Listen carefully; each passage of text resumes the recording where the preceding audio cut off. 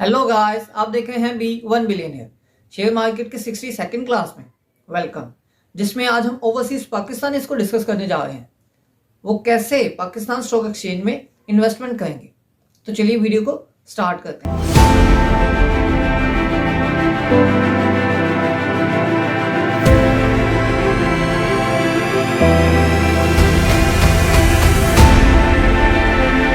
तमाम ओवरसीज पाकिस्तानी चाहे वो जिस भी कंट्री में हो, यूरोप में हो, एशिया में हो, अफ्रीका में, जहां मर्जी हो, पाकिस्तान स्टॉक एक्सचेंज में वो इजीली इन्वेस्ट कर सकते हैं। चाहे वो सैलरीड पर्सन हो, उनकी सैलरी बैंक में आती है या उनको हैंड में मिलती है।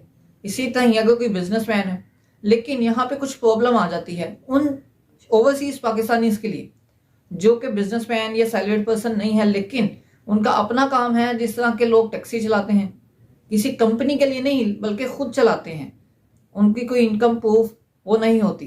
तो ऐसे ओवरसीज पाकिस्तानी के लिए थोड़ी सी मुश्किल आती है पाकिस्तान स्टॉक एक्सचेंज में अपना अकाउंट ओपन करवाने के लिए।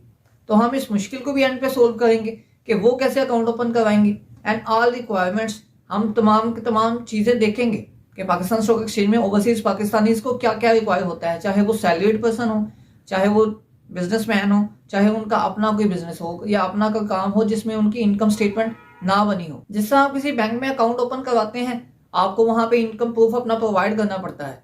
जिस तरह जॉब पर्सन हैं, चाहे वो किसी के पास जॉब करें, उनकी सैलरी बैंक अकाउंट में आती है या इसी तरह उनकी सैलरी हैंड में आती है, लेकिन उनको सैलरी स्लिप मिल जाती है, मीन उनको इनकम स्टेटमेंट मिली है, उनको इनकम प्रूफ मिला है।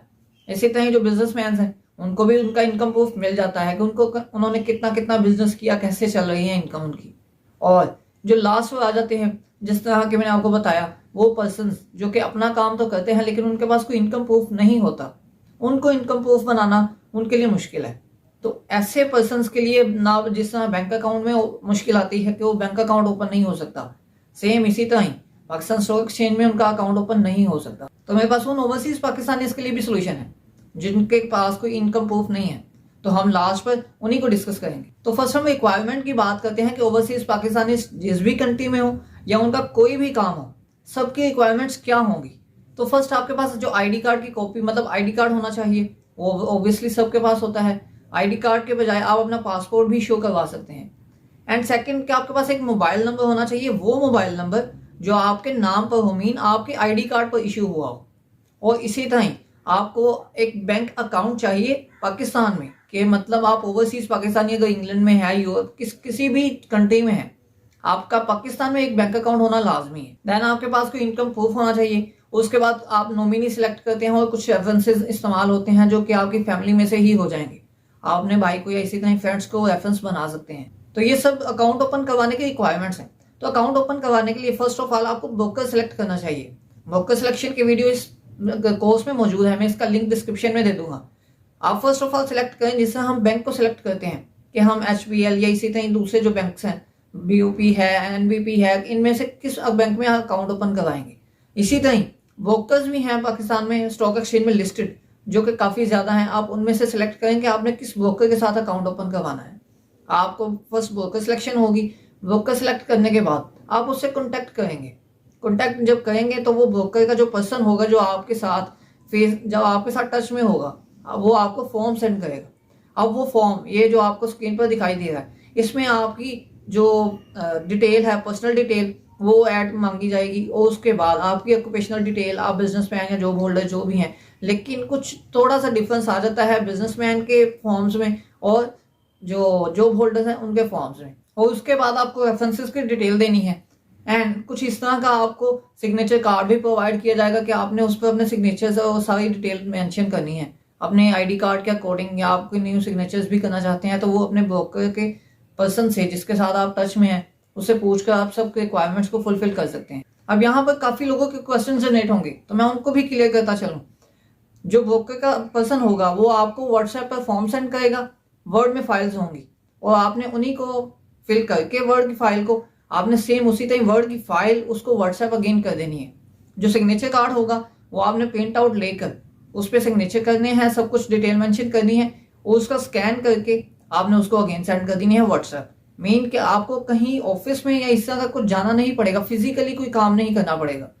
एंड जो आपने अपनी रिक्वायरमेंट्स जो थी आईडी कार्ड की कॉपी, अपना मोबाइल नंबर, वो तो आपने मेंशन करनी। जो आईडी कार्ड की कॉपी है, इसी तरह ही जो बाकी डिटेल्स हैं वो आपने प्रोवाइड करनी है जस्ट ऑन व्हाट्सएप, कि आपने पिक्स लेनी है, व्हाट्सएप पर उन्हें भेज देनी है।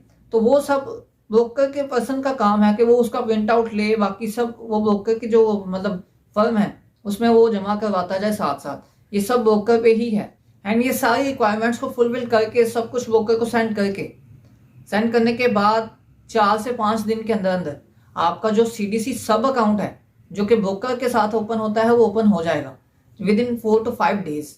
तो अब हो गया आपका अकाउंट ओपन, जिसमें आप इन्वेस्टमेंट और ट्रेडिंग कर सकते हैं। लेकिन इसमें कुछ इश्यूज आते हैं जो कि आपको फर्स्ट में ही सोल्व करने चाहिए। फर्स्ट कि आपके पास जो मतलब डिडक्शन है, डिडक्शन के इश्यूज आ जाते हैं। डिडक्शन आपके पास ज़कात की भी होगी। आपको अगर डिविडेंड मिलता है, मीन कि आप शेयर्स बाय करते हैं, उस पर आपको प्रॉफिट मिलता है, शेयर्स बाय किए हुए होल्ड किए हुए, उस पर जो प्रॉफिट मिलेगा उसमें ज़कात की डिडक्शन होगी। आपको ज़कात को भी नॉन डिडक्शन करवाना है, मीन ज़कात की डिडक्शन ना हो। आपने वो भी ब्रोकर से फॉर्म सेलेक्ट लेना है। वो फॉर्म कुछ इस तरह का होगा। इस फॉर्म को आपने प्रिंट आउट लेकर इसी तरह ही जो स्टाम्प पेपर होता है उस पर फिलअप करके वो ब्रोकर को सेंड करना है। तो उससे आपका जो ज़कात डिडक्शन है वो ऑफ हो जाएगी, कि आप पर कोई ज़कात नहीं लगेगी। ये होती है ब्रोकर की। और उसके बाद जो दूसरी डिडक्शन आ जाती है वो होती है FBR की। तो आप अगर नॉन फाइलर हैं तो आपको फाइलर होना पड़ेगा। मीन नॉन फाइलर को 30% टैक्स लगता है। अब आप कोई शेयर बाय करेंगे तो आपको 30% टैक्स लगेगा। आप कोई शेयर सेल करेंगे तब भी आपको 30% टैक्स लगेगा। कोई प्रॉफिट आपको आएगा, अगेन 30% टैक्स लगेगा आपको। तो इन टैक्सेस से बचने के लिए अगर आप फाइलर हो जाते हैं तो आपको 15% टैक्स हर जगह पे लगेगा। आप फाइलर हो और FBR के साथ, और अपने टैक्स के डिडक्शन को कम करें, क्योंकि जितने आपके टैक्सेस कम होंगे उतना आपका प्रॉफिट ज़्यादा होगा। एंड रिक्वायरमेंट्स में मैं आपको एक चीज़ तो बताना भूल ही गया जो कि मेन थी, वो थी बैंक की स्टेटमेंट। कि आपको 3 to 6 मंथ्स की बैंक की स्टेटमेंट भी प्रोवाइड करनी होती है, जो कि आपने सॉफ्ट फॉर्म में ही सेंड करनी है ब्रोकर को, और वो खुद प्रिंट आउट लेकर आपका अकाउंट ओपन करवाएगा। तो इस पूरे प्रोसीजर में आपको कहीं मुश्किल पेश आ रही हो या कहीं समझ ना आई हो तो आप कमेंट सेक्शन में कमेंट करें। अब उन ओवरसीज पाकिस्तानी इस पर बात करते हैं जिनके पास कोई इनकम प्रूफ नहीं होता ब्रोकर को प्रोवाइड करने के लिए। कोई जॉब होल्डर्स हैं वो भी प्रोवाइड कर देते हैं, बिजनेसमैन है वो भी। लेकिन कुछ ऐसे पर्सन जो कि लाइक गाड़ियाँ चलाते हैं, इस तरह का कोई काम करते हैं, जिनके पास कोई इनकम प्रूफ नहीं है, वो अपना अकाउंट कैसे ओपन करवाएंगे? जो बड़े ब्रोकर्स होते हैं जिस तरह के आरिफ हबीब लिमिटेड, BMA कैपिटल, AKD, इस तरह के ब्रोकर्स के साथ आप अकाउंट ओपन बिल्कुल भी नहीं करवा सकते। लेकिन कुछ ऐसे ब्रोकर्स जो कि छोटे ब्रोकर्स हैं, आप उनके साथ अपना अकाउंट ओपन करवाएं। अब यहाँ पे एक क्वेश्चन आपके जहन में आएगा कि बड़े ब्रोकर्स के साथ अगर अकाउंट ना ओपन करवाया, छोटे के साथ करवाया, तो हमारे साथ फ्रॉड का खतरा है। तो इसका एक आसान हल है इन्वेस्टर अकाउंट। जो ब्रोकर के साथ आपका अकाउंट ओपन होता है वो होता है CDC सब अकाउंट, और आप CDC इन्वेस्टर अकाउंट साथ ही ओपन करवाएं। जैसे ही आप जो ब्रोकर है उससे शेयर्स बाय करते साथ ही आप इन्वेस्टर अकाउंट में शेयर्स को ट्रांसफर कर दें, देन आपको किसी भी किस्म का नुकसान नहीं होगा। वैसे भी जो छोटे भी ब्रोकर्स होते हैं जिनके रिक्वायरमेंट्स कम होती हैं अकाउंट ओपनिंग के लिए, वो फ्रॉड नहीं करते या वो भागने के चांसेस नहीं होते। अगर होगा भी तो आप साथ साथ अपनी सिक्योरिटी रखते जाएं, अपने आप को सिक्योर करते जाएं। जिस तरह जो अच्छे ब्रोकर्स हैं जिनको काफ़ी साल हो गए हैं स्टॉक एक्सचेंज में लिस्ट हुए वो बहुत बेहतरी से काम करें, उनके साथ आप CDC सब अकाउंट के साथ इन्वेस्टर अकाउंट ना भी ओपन करवाएं तो चलता है, कि आप उसी में ही रखें अपने शेयर्स को, तो वो शेयर्स कहीं नहीं जाते। लेकिन इन्वेस्टर अकाउंट की तब आपको जरूरत पड़ जाएगी जब आप किसी छोटे ब्रोकर के साथ अपना अकाउंट ओपन करवाएंगे। देन आप इन्वेस्टर अकाउंट में अपने शेयर्स को ट्रांसफर करते जाएं अपनी सिक्योरिटी के लिए।